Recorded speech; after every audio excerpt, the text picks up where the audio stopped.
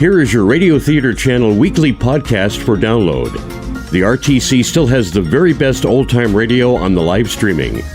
And if it's music you love, tune in to the RTC Music Channel, where this link and many others are on our website at oldtimeradiolisten.com. Now, here's Jim. Hello and welcome to this, the RTC Weekly Download. I'm your host, Jim Dolan. Today we have comedy on the schedule, 2 programs to be exact, starting off with Our Miss Brooks. And in 30 minutes, an episode of Jack Benny. So, an hour of good listening. Stay tuned. Now it's time for America's favorite teacher, Connie Brooks. Our Miss Brooks, starring Eve Arden. What with the overcrowded classrooms and a rather rigorous schedule, has had a pretty busy time during the past semester. But not busy enough, evidently, to suit Mr. Osgood Conklin, Madison's beloved warden, a principal. Just recently, Mr. Conklin organized a school banking system. And who do you think was selected for the honor of handling this noble project at no increase in salary? Well, it wasn't Barney Baruch. I've had to take care of all the records single-handed. Oh, I'm not complaining. I think it's admirable for people to be saving and frugal, especially if you've got something to save. But I didn't count on the complications that set in last week. It seems that after school Thursday, I had $25 of the students' money in an envelope, which I placed on the dresser in my room at Mrs. Davis's. I intended to deposit it Friday morning and had asked Mrs. Davis to wake me at the usual time. I was sleeping very heavily when she knocked on my door. Connie? Oh, Connie? Connie, are you in there? No, I'll be back in 15 minutes. Come on now, Connie. You've got to get up. Why? To go to school. I graduated from school a long time ago. Well, not such a long time ago. Before you do anything else, dear, I want you to see the surprise I've got for you here in this box. In this box? Go on, open it, Connie. Well, I don't understand, Mrs. Davis. It isn't my birthday or anything. Why, it's a dress. Oh, you shouldn't have done it, Mrs. Davis. Oh, sure I should have. No, you shouldn't. Yes, I should. I bought it with practically found money. Found money? Yes, I found it on your dresser yesterday. I knew that you'd left it for me to cover the back rent you owe. But frankly, Connie, I didn't expect it so soon and so... Mrs. Davis. Yes, Connie. You shouldn't have done it. But why not? Don't you like the dress, Connie? Sure, I like the dress. I love the dress. But will the district attorney care for it? What district attorney? Well, don't you see, Mrs. Davis, that wasn't my money. I was going to deposit that for the students. And today also happens to be the day Mr. Conklin inspects my bank records. That is a coincidence, isn't it? Yeah, the happiest coincidence since Frankenstein met the Wolfman. Look, I know you meant well, and I hate to hurt your feelings, but really... Oh, you won't hurt my feelings, Connie. I'm a lot like my sister Angela that way. She just refuses to harbor bad thoughts. That's very nice, Mrs. Davis, but from what you've told me about Angela, sometimes she doesn't harbor any thoughts at all. Yes, she is terribly absent-minded, poor dear. But sometimes that's for the best. What's for the best? What's for the best for who? If you'll punch my transfer, I'd like to get off here. You see, Mrs. Davis, I've got a big problem today. That money that paid for that dress didn't belong to me. It didn't? I've already told you, Mrs. Davis, it was part of the students' savings. Oh, Connie, then you shouldn't have done it. I didn't do it, you did it. Ignorance of the law is no excuse. Oh, this is terrible. Let's see that box again. Oh, you got the dress at Sherry's department store. Maybe they'll take it back and refund the money. You see, Connie, I thought you left the money for the back rent you owe. And so I know you did, just Mrs. Davis, and I appreciate the thought more than I can tell you. But if you'll excuse me, I've got to get ready now. Walter Denton's picking me up in a few minutes. Oh, did you have another accident with your car, Connie? Just a slight collision with a new Hudson, Mrs. Davis. What happened? Well, you know the ad they have? Hudson, the car you stepped down into? Yes. Well, this one I drove down into.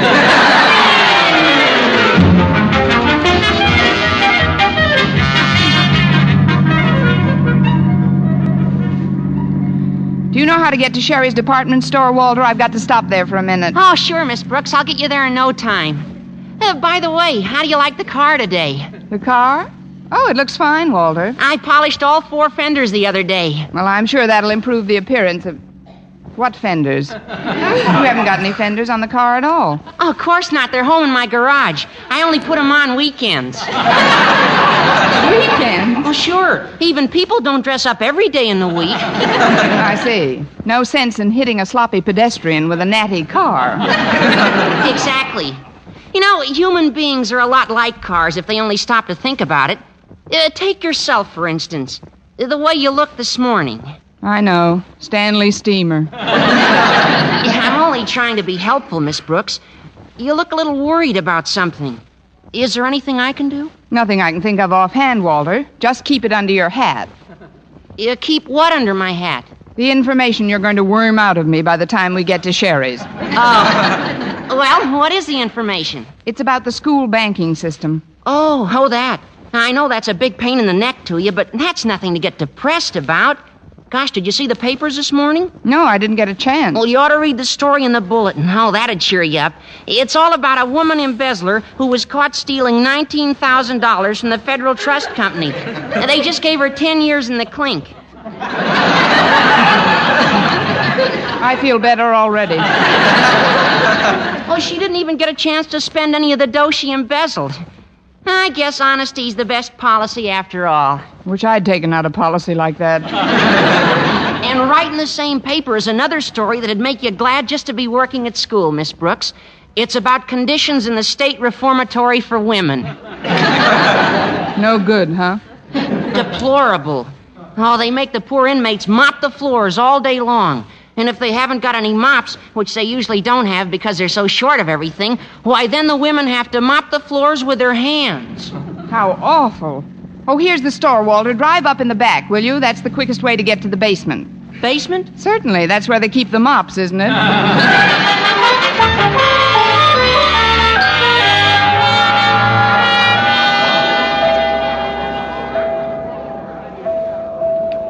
Let's see now. Adjustment office. This must be it. I beg your pardon. Come in. You're my very first adjustment today. Sit down, won't you, Miss... Brooks, Constance Brooks. How do you do, Miss Brooks? I'm Mr. Pearson. Would you like a cigarette? No, thanks. I'm in kind A of a... cup of coffee? No, I've got to get to school pretty quickly. Good for you. There's nothing I like better than a nice, punctual pupil. This interview may not be as unpleasant as I anticipated. I'm not a pupil, Mr. Pearson. I'm a teacher at Madison High. But the reason I dropped in here is to return a dress someone bought for me. Well, you know the motto of Sherry's, don't you? If you're not satisfied, we cheerfully refund your money. That's what I've heard. And that's what we do. Now then, about this dress. You don't like it? Yes, I do. I like it very much. But it doesn't fit quite properly. Well, I can't be certain about that because, frankly, I didn't even... The color. Oh, you don't like the color. I think the color is peachy. I see. And so it clashes with your complexion. You don't understand. I just can't keep the dress. I've got to get the money back. Well, that's what we're here for. In Sherry's, your money is cheerfully refunded.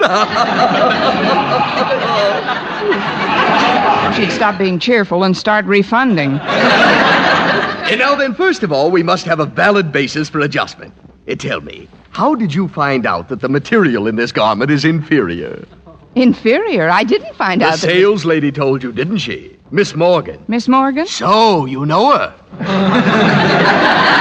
Well, there's no sense trying to shield her, Miss Brooks. I knew there was a leak somewhere. We'll have a loyalty check in the morning.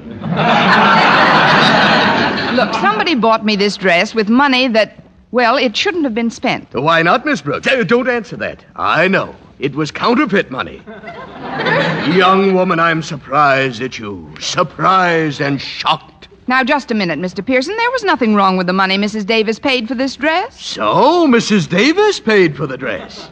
Miss Brooks, what are you doing with Mrs. Davis's dress under your arm? But it isn't Mrs. Davis. I know. You couldn't afford the dress yourself, but you needed money. So when you saw it lying there on Mrs. Davis's bed, you couldn't resist the temptation. You picked it up and brought it here for a refund. Oh, you poor misguided creature. This guy really runs the gamut. Listen, Mr. Pearson, Mrs. Davis is my landlady. She bought me a dress for a present in this store yesterday. Well, why didn't you say so, Miss Brooks? You see, yesterday we had our final clearance sale of ladies' dresses, and of course, in a closeout of that sort, there can never be any refund. What? But remember, anything else you buy can be returned within 60 days, and Sherry's will cheerfully refund your money. Well, that's just dandy. And the next time you have a sale, be sure and get in touch with me. Yeah, I'll be glad to. Where can we reach you? Just drop into any post office. You'll find my number under my picture.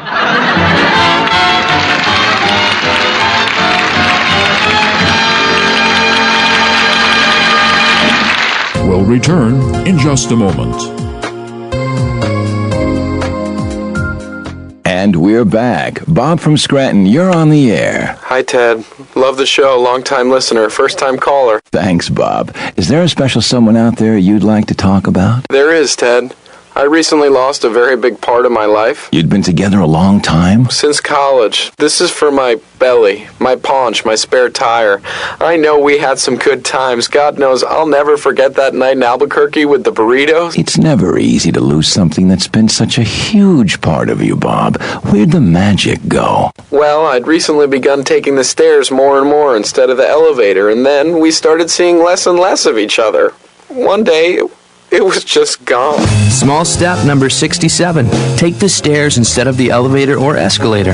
It's just one of the many small steps you can take to help you become a healthier, well, you.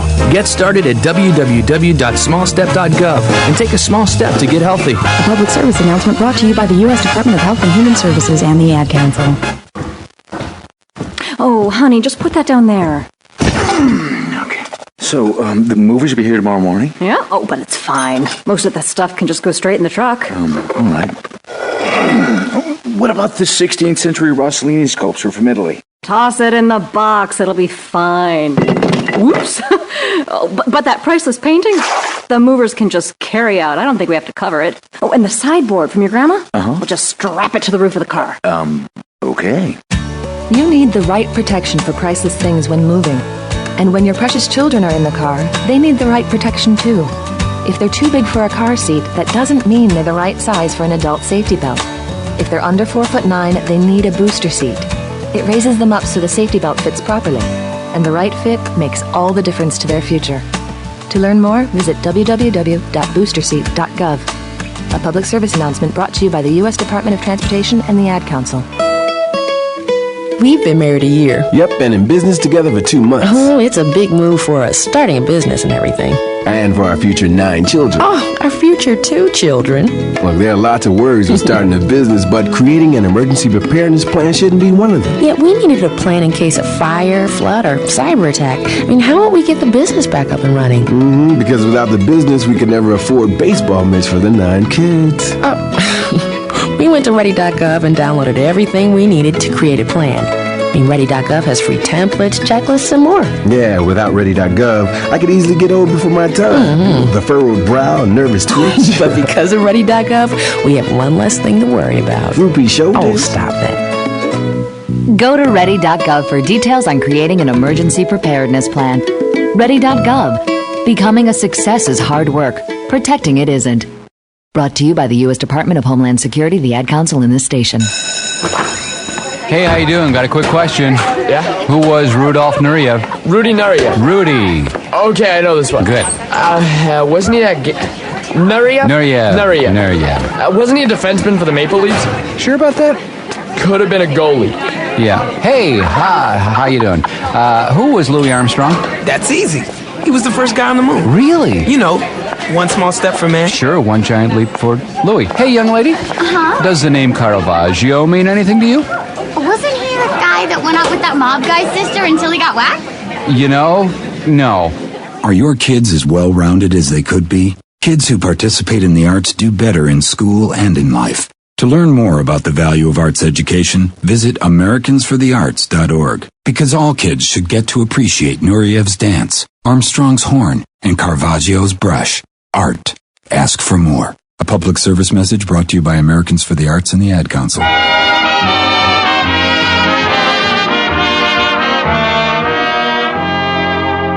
Well, Well, Sherry's department store lived up to its reputation by refunding the dress and cheerfully keeping my money. In a way, it's a good thing I had the extra dress with me, because when we got to school, I stepped out of Walter's car and right through the hem of the dress I had on. Well, knowing I had to face Mr. Conklin, I felt pretty panicky. It's bad enough to have your spirits dragging without having your hem down there, too. But I finally hit on a pretty good scheme. Between classes, I dropped into the domestic science room to have my old dress patched up and to try and sell the new one.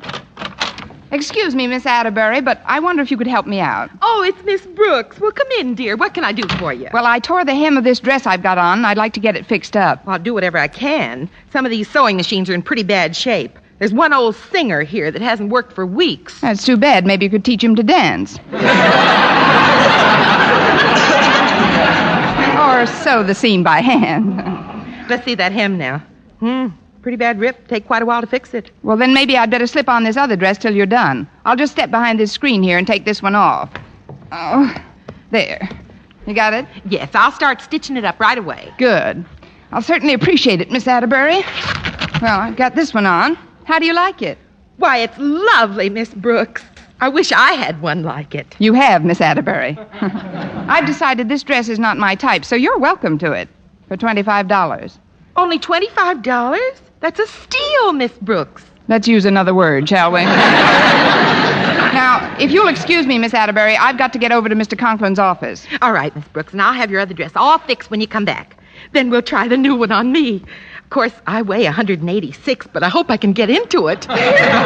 Just have the $25 ready. You'll get into it. Oh, one thing, Miss Atterbury. Yes? While I'm gone, try and lose a few pounds.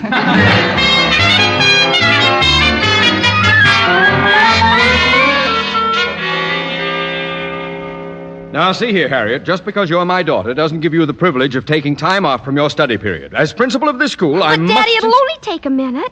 I just want your permission to withdraw $3 from my school savings account. I've just got to have a new sweater. Harriet, it distresses me to hear you talk this way.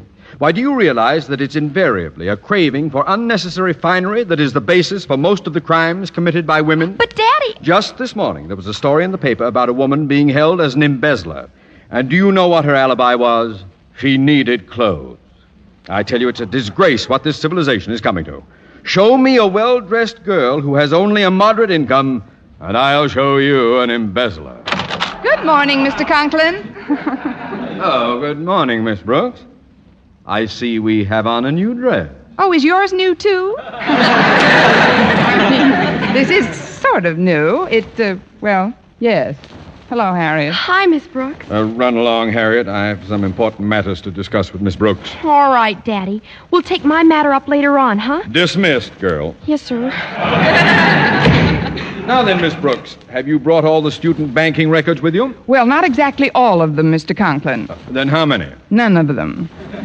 You see, I wanted to double-check some of the items before you and I did the final recap, and... What are you trying to tell me, Miss Brooks? Oh, I'm not trying to tell you anything, Mr. Conklin. The less, the better.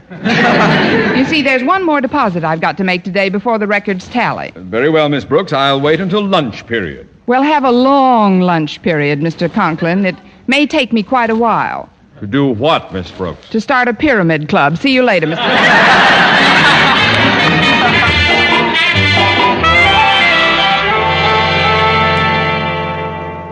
Oh, you did a wonderful job on my old dress, Miss Atterbury. Now, suppose you try on this new one. All right, Miss Brooks. But I'm so much heavier than you, I hope I can get it on. Oh, you'll get it on easily. I have to smear you with butter. Now, off with the old, and on with the new. Lift your arms. That's a good girl. Now, down over your shoulders. Fine. Past your waist. Good. Now, past your... There. Oh, it fits you like a glove, Miss Atterbury. Feels like I'm standing in the pinky. Well, close the zipper along the side. The zipper? All right. Oh, it won't move. Oh, nonsense. Take a deep breath. Now hold it. Oh, there we are. When can I breathe out? Oh, don't be a child. You look lovely in it, Miss Atterbury. Thanks, Miss Brooks. But I can't hold my breath any longer. What happened? Nothing much. The zipper just returned to at ease. That's what I like about this dress, Miss Atterbury. It brings out the real you. Gods of you. I guess we will have to alter it a little, but if you'll just give me that $25 now, I'd like to go and Just a minute, Miss Brooks. I don't know if I want to buy this dress right now. Here, let me take another deep breath. The latest thing, plunging neckline. The fashion experts say that necklines are going further south every year. I know. Of course, this one's on its way to Mexico City, but I'm sure the dress can be made to fit And you. I'm sure it can't, Miss Brooks.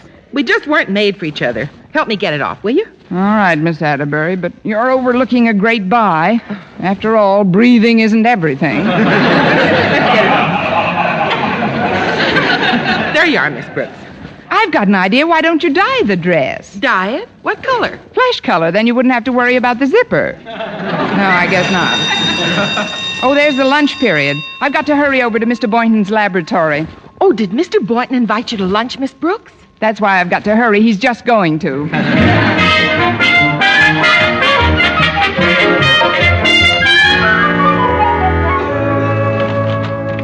Hello, Mr. Boynton. I'm glad I caught you before you went to lunch. Hello, Miss Brooks. I'm not going to the cafeteria today. I brought a couple of sandwiches to eat right here. Would you like one of them? Oh, I don't know, Mr. Boynton. I don't like to take your... Go ahead, Miss Brooks. They're very good. Well, thanks. And they're only 30 cents apiece. Here's 15. I'll just eat the bottom half. I really should be in Mr. Conklin's office right now with the school banking records, but frankly, I'm a little shy. Well, that's one of the reasons I like you, Miss Brooks. I don't mean bashful shy. I mean come to the station house shy. I don't understand, Miss Brooks. Is there something wrong? Nothing serious, Mr. Boynton. Do you think you could ever love an embezzler? I never have. What's this all about, Miss Brooks? Oh, well, let's forget it. Let's live for today. Eat, drink, and be merry, for tomorrow we die. Here's another 15 cents. Give me the top of that sandwich. Are you sure everything's all right, Miss Brooks? Oh, let's not talk about it, Mr. Boynton. Tell me, why are you eating in the lab? Cutting down on expenses? Well, sort of. I've been a little short all month. You too? Well, I'll be solvent again this afternoon. Mr. Conklin's buying a sport jacket of mine. It's one that was sent to me for Christmas, and he just insists on my selling it to him. He says he wants to wear it to the faculty masquerade ball next month. Masquerade ball? What kind of a jacket is it? Well, it's green suede. Mr. Conklin's going as Robin Hood. Oh, he's a natural. What's he giving you for it? About $25. Gee, I'm glad I dropped in today. It's good to see you, Mr. Boynton. Well, thanks, Miss Brooks. What are you going to wear to the masquerade, Mr. Boynton? Well, I don't know. I haven't made up my mind yet. You only think you haven't made up your mind yet. Mr. Boynton, I happen to have in this box the ideal costume for you. Oh, but Miss Brooks, Let me unwrap it for you. Now, tell the truth, Mr. Boynton. Who always wins the grand prize at fancy dress affairs? Men who dress as women. Men who dress as women. You're so right, Mr. Boynton. Now take your jacket off. But I don't now want... Now, that's a good boy. Just slip this dress on for size. Oh, but Miss Brooks, I'll never be able to get into it. If Miss Atterbury could get into it, you can get into it. Now, come on, right over your head. Just straighten it out. There. Oh, I feel ridiculous, Miss Brooks. Why, it looks lovely on you, Mr. Boynton. And I'm going to let you have it very reasonably. But it's so tight. Well, naturally it's tight now, but that's easily corrected. It'll fit you perfectly when you've got the proper foundation garment on.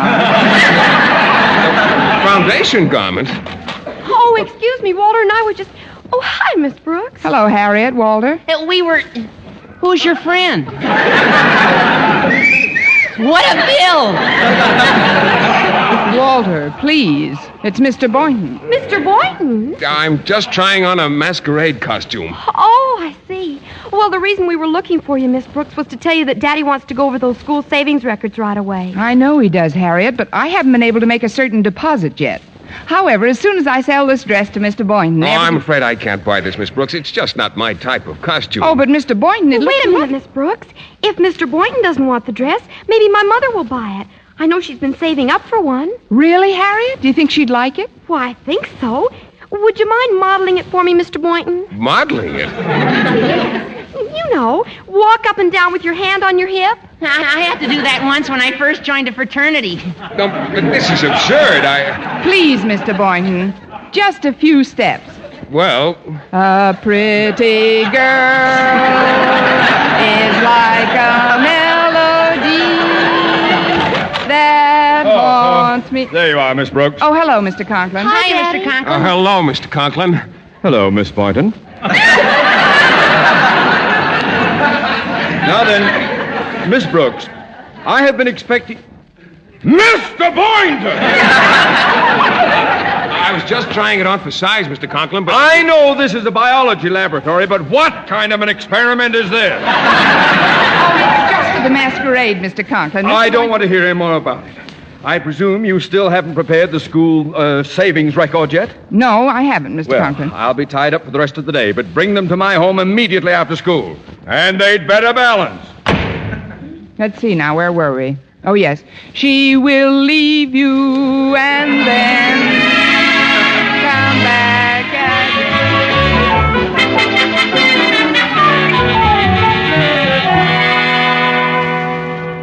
Now, if you'll just take this chair by the desk, Miss Brooks, we'll check these columns of figures. Oh, before you do, Mr. Conklin, there's something I'd like to explain. You see, when you add them all I'm up, they sure don't... I'm mentally equipped to add a column of figures, Miss Brooks. 6, 8, 14, 9, 23, me, Osgood. Please, Martha. Can't you see I'm trying to do some work here? Well, I just want to talk to Miss Brooks for a minute. Well, go ahead, but be quiet about Yes, it. dear. 6, 8, 14. Come over here, Miss Brooks. I see you're wearing the dress, Mrs. Conklin. How do you like it? Oh, I like it fine. How much did you say it was worth? $25. Oh, good. You'll never guess where I keep my money, Miss Brooks. Not in the school savings bank, I hope. No, it's in the sugar bowl. I'll go and get it for you, Miss Brooks. Miss Brooks, come here this instant. Yes, sir. Hurry, Mrs. Conklin. Now sit down, Miss Brooks. I've added these figures very carefully. 3 times. And I still get the same total. I know, there's $25 missing. You knew? That's what I was trying to explain, Mr. Conklin. You see, that was the money I didn't deposit. But why not? Well, it was used for something else. Something else? But that was a sacred trust, Miss Brooks. How could you do such a thing? Why, that's an awful... Pardon me, Osgood. But I've got to talk to you. There's $25 missing from the sugar bowl.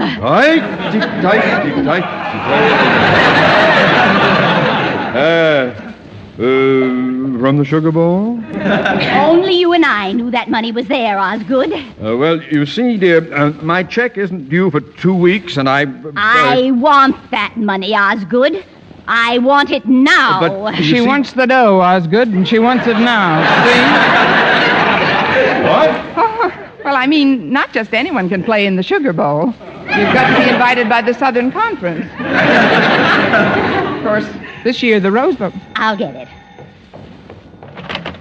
Oh, come in, Mr. Boynton. Oh, hello, Mrs. Conklin. Oh, good afternoon, Miss Brooks. Hello, Mr. Boynton. Well, here's that jacket, Mr. Conklin. I must say it's a good buy for only $25. Jacket? I meant to call you about that, Boynton. I've decided against buying anything for myself. I want to surprise Mrs. Conklin with a little gift. A new dress. Surprise! How much is this dress, my dear? $25. I just happen to have that amount on me. Here you are, my dear. Thanks. Here you are, my dear. Thanks. Here you are, my dear. Thanks. The books are now balanced. Oh, just a minute, Mr. Conklin. Let me have 50 cents of that money. Here you are, Mrs. Conklin. But, Miss Brooks, what's the 50 cents for? Get yourself a mousetrap for the sugar bowl.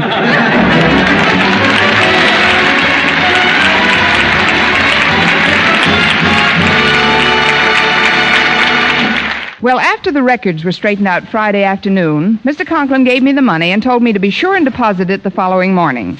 This time I didn't leave it on my dresser. I put the $25 in an old pair of galoshes in the hall closet. I slept until almost 10 o'clock Saturday morning and was just getting out of bed when Mrs. Davis came in. Oh, I'm so glad you're up, Connie. I thought that was the cutest thing. You thought what was the cutest thing, Mrs. Davis? How you tried to give me some advance rent by slipping it into the galoshes you borrowed last week. Oh, no. You didn't take that money and buy me another dress. Of course not, Connie. I bought you a lovely leather briefcase to keep the students' savings in. Well, there's only one way out. Get me a needle and thread. A needle and thread? What are you going to do? What can I do? I'll sew some sleeves on it and sell it to Mrs. Conklin. And now a word from our sponsor. Look what I've got a box of the new 1948 Super Suds. Lady, are you going to be happy? No other soap in the world can wash clothes whiter or get out more dirt than the new Extra Sudsy 1948 Super Suds. Tell me more. The new 1948 Super Suds gives extra suds. The suds do the work. You need no bleach. All you need is the new 1948 Super Suds with extra suds for extra whiteness. Colgate Palmolive Pete brings you the sudsiest Super Suds of all time. Just one box of this new 1948 Super Suds can fill a trolley car to overflowing with suds. Buy a box at your grocer's and carry home a carload of suds. Super Suds now gives more suds, extra suds for whiter duds. No other soap can wash clothes whiter, get out more dirt, or wash them brighter. Jack Benny program. Ladies and gentlemen, last night Jack Benny was in Washington, D.C., where he was master of ceremonies for the annual White House Photographers' Ball. Immediately following the affair, he boarded a plane and flew back to Hollywood. And here he is, Jack Benny!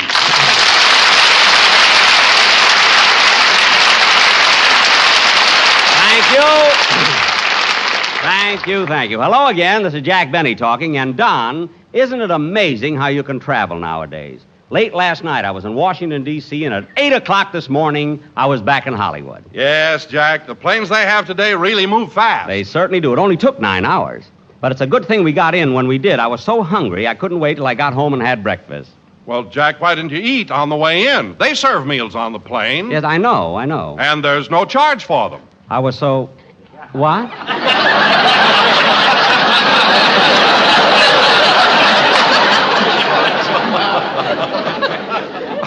Don. That's right, Jack. That's right. The meals don't cost you anything. It's included in your ticket. How do you like that? Jack, where are you going? To the TWA ticket office. Somebody's going to take me to dinner. I don't care who it is, but somebody has got to... Oh, hello, Mary. Hello, Jack. How was your flight back from Washington? Oh, pretty good. Was it a nice, smooth trip? Fairly smooth, Mary. Not bad at all. You didn't get sick, did you? No, although I did feel a little woozy, going over the mountains. Well, maybe you overate. Overate? Mary, I just found out. Don told me. Told you what? Never mind, I'll explain it later. Well, Jack, tell us, how was the affair in Washington? I'll bet it was pretty classy, huh? Classy? Don, you've never seen anything like it. The people I met, it was positively thrilling. Who was there, Jack? Who was there? President Truman, Vice President Barkley, General Eisenhower, General Bradley, Secretary of the Treasury Snyder, everybody. Ah, Jack, that must have been wonderful. How did you feel when you met President Truman? President Truman? Well, I didn't get to meet the president. You see, on my way over to shake hands with him, I came face to face with Vice President Barkley. Oh, then you met the vice president. Well, no. Just as I was about to say hello to the vice president, General Eisenhower came in, so naturally Mr. Barkley went over to greet him. And kids, what a guy that Eisenhower is. What a personality. And so democratic. He shook hands with everybody. Well, Jack, I certainly envy you. Years from now, you'll be able to say, I shook hands with General Eisenhower. Well... You see, Don, when General Eisenhower and Vice President Barkley were talking, I was going over to shake hands with them when in walked Dean Acheson. And naturally, I couldn't ignore the Secretary of State. He's really an impressive man. He makes everybody feel so relaxed, so at home. Well, I'm glad you got to meet Mr. Acheson. Huh? You did meet Dean Acheson, didn't you? Well, when Mr. Acheson walked in, I rushed over to him and stuck out my hand. What did he do? He handed me his coat, so I hung it up.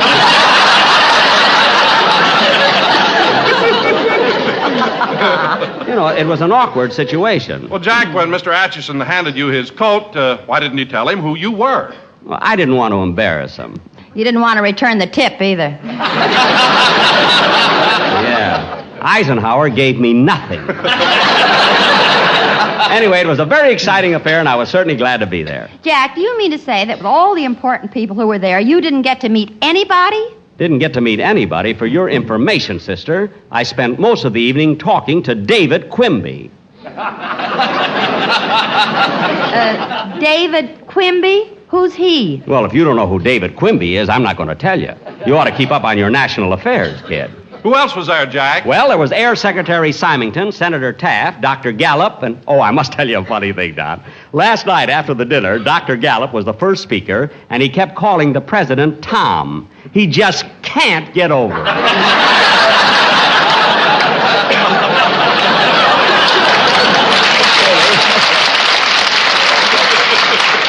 It's too bad you couldn't... Hello, Mr. Benny. Oh, hello, Dennis. I was just telling Don and Mary about Washington. Washington? Yes, I was the master of ceremonies at the White House Photographer's Ball. You horn in on everything, don't you?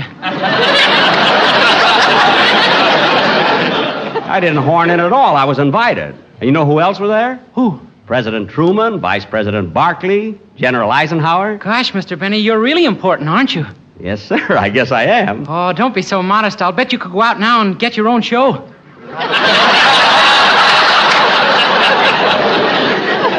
Dennis, I'd like to ask you a question. Okay, sit down, kid. I don't have to sit down. I just want to ask you one question. Who's the star of this show? My mother thinks I am. Well, this is getting me nowhere. Wait a minute. Come in. Telegram for Jack Benny. I'm Jack Benny. Here you are. Thank you. Hey, boy. Yeah? You didn't wait for me to give you a tip. The last time I waited, the office sent out a St. Bernard. What? Before I got back, the brandy was 20 years old. Never mind. Goodbye. Jack, What? you dropped the telegram, so I opened it. It's from Washington. From Washington? What does it say? Dear Jack, I'm sorry I didn't get to talk to you longer, but I had 3 people waiting for a haircut. Signed, David Quimby.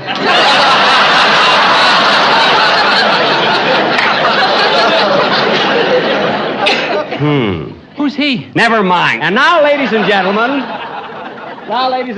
for our featured attraction tonight, we're going to do a very important sketch. Dennis, you're going to be in it. You too, Mary, and Phil. Phil. Just a minute, Quimby. I'm fixing up the music for the sketch you're going to do. You're what? You heard me. I'm fixing up the music. Right now, I'm going over the trombone player's part. You? You're going over the trombone player's part? You don't know one note from another. Who has to know notes? What? I'm going over it with a damp rag. He spilled beer on it.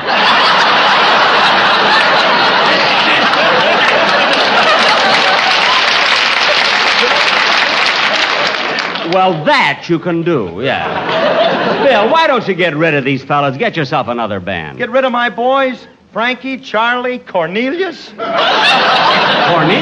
Why, not on your life, Jackson. These boys have stuck to me through thick and thin. The rough going, the one-night stands, the lean years. Well, Phil, that reminds me of something I've always wanted to ask you. Why did you form an orchestra in the first place? I had to, Dad.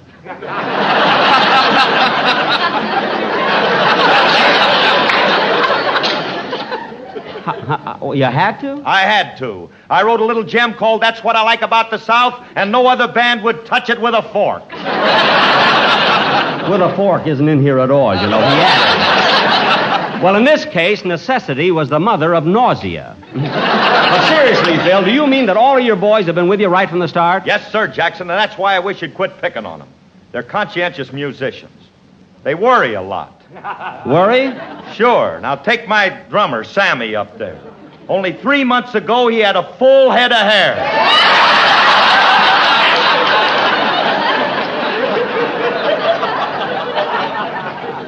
Only 3 months ago, and he's that bald now? Phil, what was he so worried about? They said something nasty about him in Downbeat. Oh, well, that's a shame. You know, Phil, it's bad enough to be that bald, but why does he wax it?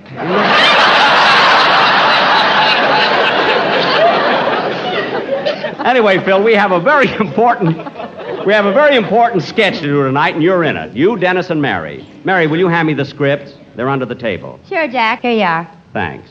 And now, ladies and gentlemen, we really have a surprise for you. For our feature attraction tonight, we're going to do our version of that thrilling radio mystery series, The Whistler.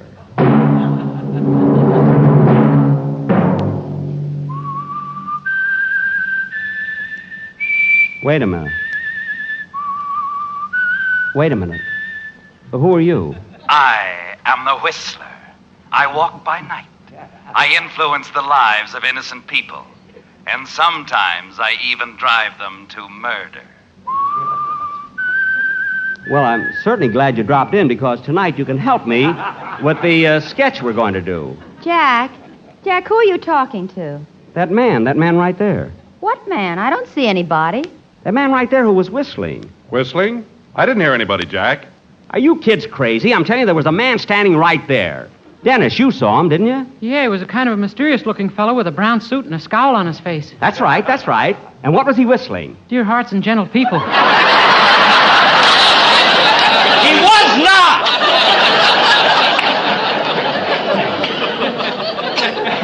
It was the Whistler's theme song. Jack, what's the matter with you? You didn't see anybody, and neither did Dennis. Well, I thought I did. Maybe it's because I got my mind all wrapped up in the play we're going to do. Now, Mary, oh, who can that be? Hello? Hello, boss. This is Rochester.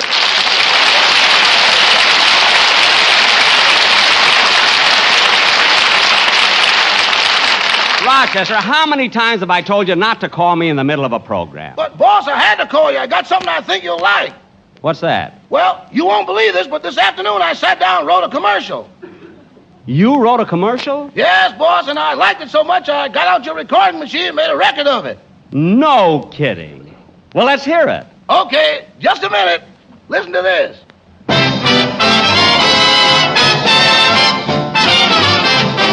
Grab your coat and get your hat. Leave your worries on the doorstep. Just direct your feet to the sunny side of the street. Oh, hey. Ba-ba-ba-ba, ba-ba-ba-ba-ba, ba-ba. Oh, side of the street.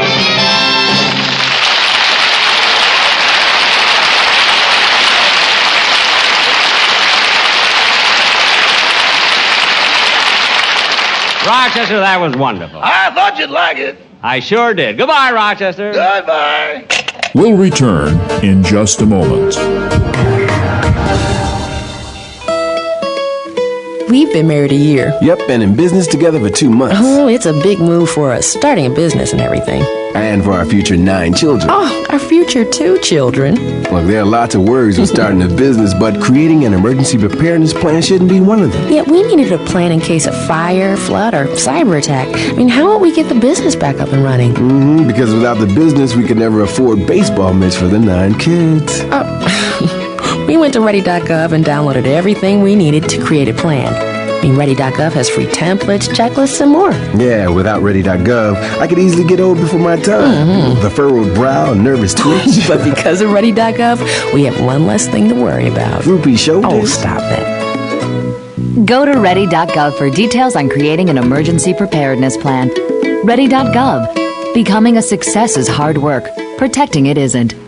Brought to you by the U.S. Department of Homeland Security, the Ad Council, and this station. I know, being a college freshman is supposed to be tough, but let me tell you about my schedule this semester.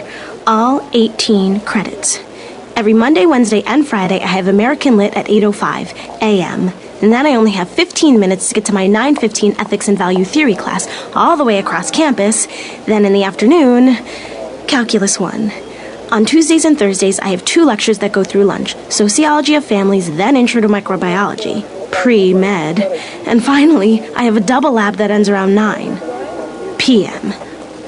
Anyway, I just wanted to say thank you. If a kid will do whatever it takes to get through college, what will you do to send her there? Please support the United Negro College Fund and call 1-800-332-UNCF. Because a mind is a terrible thing to waste. A public service brought to you by UNCF and the Ad Council. Hey, have you got a minute? I'm going to say a word. You tell me what comes to mind. Are you ready? Okay. Tchaikovsky. Gesundheit. Okay, what's the word? No, see, that is the word. What does Tchaikovsky make you think of? I don't know. Allergy season? Hey there, how you doing? What's up? Who's Martha Graham? She invented the graham cracker. No kidding. Yeah, before her there was only soda crackers. Hard to imagine. Hey, young lady? Yeah? Does the name Man Ray mean anything to you? Duh. The man ray is a kind of poisonous jellyfish, and it lives in the Gulf of Mexico. Aha. It's very deadly. Are your kids as well-rounded as they could be?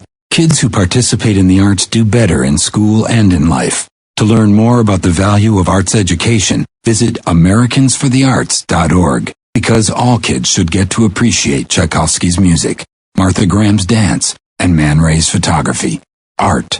Ask for more. A public service message brought to you by Americans for the Arts and the Ad Council. Once upon a time, there lived 3 energy hogs. Now, an energy hog is what you have when humans waste energy. One day, the 3 energy hogs set out to find themselves a cottage. Let's look for leaky windows, said the first energy hog, for he knew that would waste energy. Let's look for leaky doors, said the second. Let's look for a swing set, said the third, for he had more blubber than brains. So they set off down the road. Presently, they came upon a tiny cottage where dwelled a clever girl named Dreadylocks. I hope it has leaky windows, cried the first energy hog. I hope it has leaky doors, cried the second. I hope it has a bathroom, cried the third, for only his brains were smaller than his bladder. But Dreadylocks liked playing cool games at energyhog.org, and from energyhog.org she learned how to use energy wisely. So the 3 energy hogs were forced to look elsewhere to waste energy, and had to use the disgusting restroom at the gas station down the road.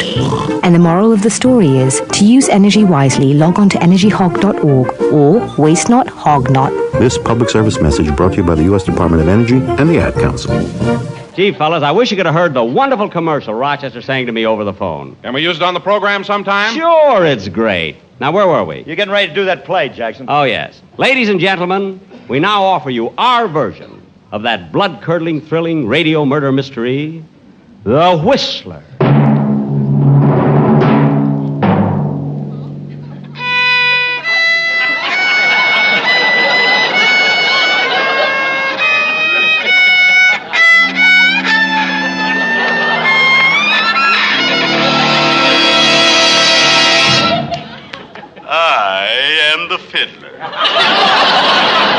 I play by night. I influence the lives of innocent people. I even drive them to murder.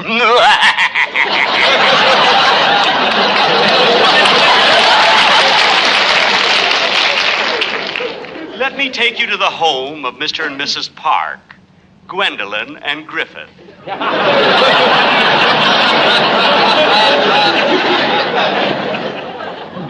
As we look in on them, it's morning, and the sun is coming through the window. Nothing can stop that California sun. Mr. and Mrs. Parks are having breakfast. They are happy, but not for long. For I am the fiddler.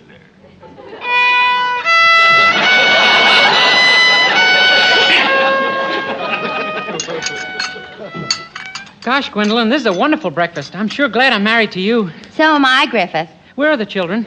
We have no children. Oh, then who is it that's always bringing me my slippers? Our Cocker Spaniel.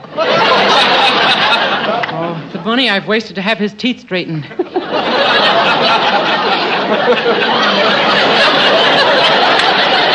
Griffith, I have a surprise for you. My mother's coming to live with us. Oh, bully, that's wonderful. See, they're happy. But I'll change that. Gwendolyn, when is your dear, darling mother coming? Tomorrow. Oh, I'm glad you told me in time. Now I can buy her a present. I wonder what I should give her. Why don't you give her a hit on the head? Oh, no, Gwen, your father gave her that last year. What did you say, dear? I just answered your question. But I didn't say anything. Oh, I thought you did. You see? I have them confused already. Well, I better finish my breakfast. Yes, here's a great big bowl of cereal. Wait, I'll pour the cream on it for you.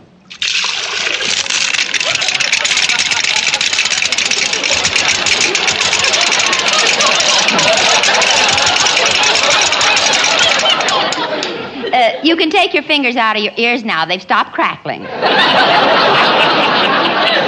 Now eat your cereal. Gee, that was a stubborn little one, wasn't it?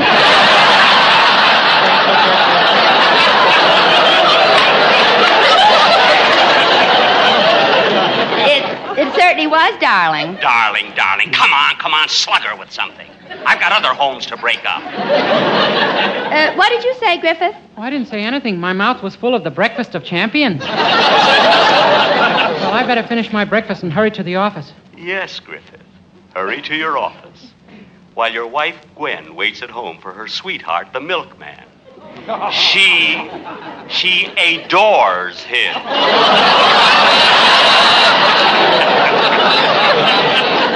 Look, he's coming up the walk now. Won't you come with me to Alabama? Let's go see my dear old mammy. Shut up! That song drives me nuts. All right, knock on the door. She's waiting for you. Hello, baby. Hello, Clyde. I've been waiting for you.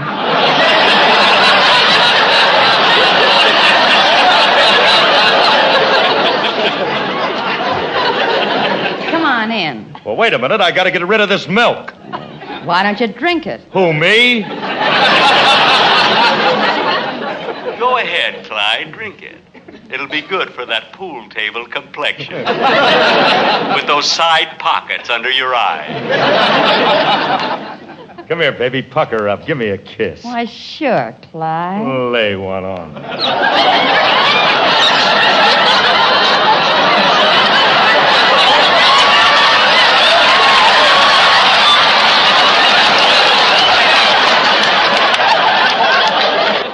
I really thrilled you, eh, baby? No, you're holding that cold milk bottle on my back. Oh, Clyde, you're so wonderful. Kiss me again. You see? She's crazy about Clyde. Everybody's crazy about Clyde. But I'm the one they invited to Washington. Gee, Gwen, I wonder what your husband would say if he caught you kissing me, his best friend. I'd tell him you're congratulating me on my birthday. But you've told him that 28 times this year. Ain't he getting wise? No, but he's getting mad buying me all those presents. Gee, Clyde, you and I could be so happy together if it weren't for my husband. Now you're on the right track. Well, go ahead. Why don't you kill your husband? Clyde, I just got an idea. So did I. Let's kill Griffith. It must be love. We said it together. That's it. That's it. Now we're getting somewhere. Go ahead. Kill him. Kill him! You shut up! And take those braces off your teeth.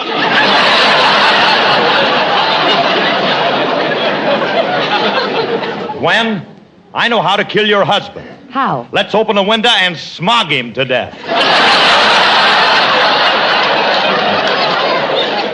No, Clyde, I have a better way. When he comes home, you hide in the closet. When he hangs up his coat, you can strangle him. And no one will ever know. No one will ever know. Except me. For I am the fiddler.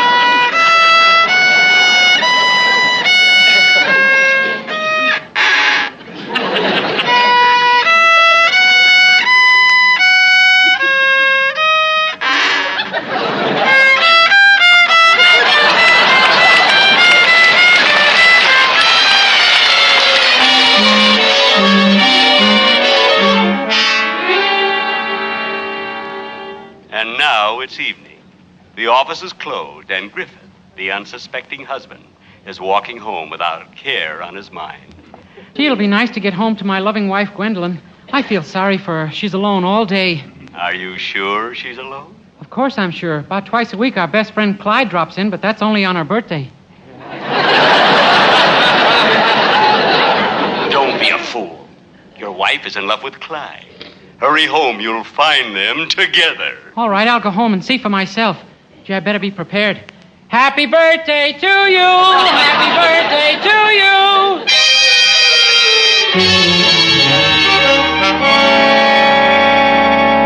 You see what I mean? Here are three innocent people, and I have planted the seed of suspicion, which will soon grow into murder. Ain't I a stinker?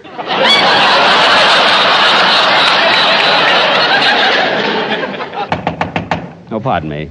Come in. Mr. Benny? Yes? I'm from TWA. Here's a sandwich and keep your big mouth shut.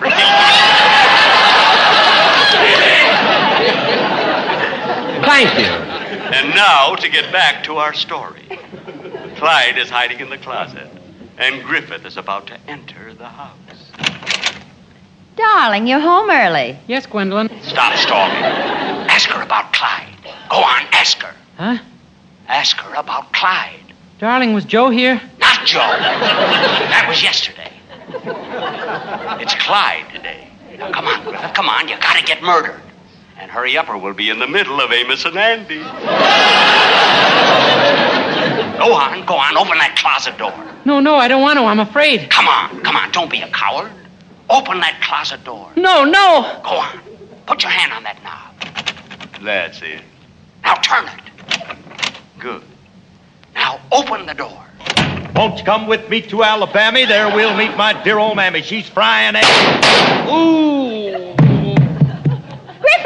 Griffith, you shot him. No, Gwen, I didn't shoot him. Well, somebody did. I wonder who.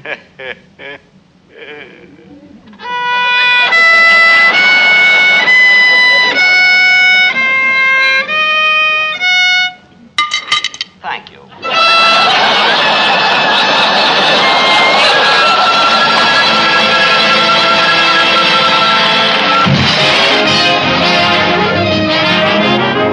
You have been listening to the Radio Theater Channel Weekly Download.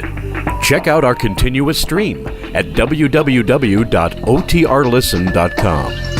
And join us next week for another Radio Theater Channel Weekly Download.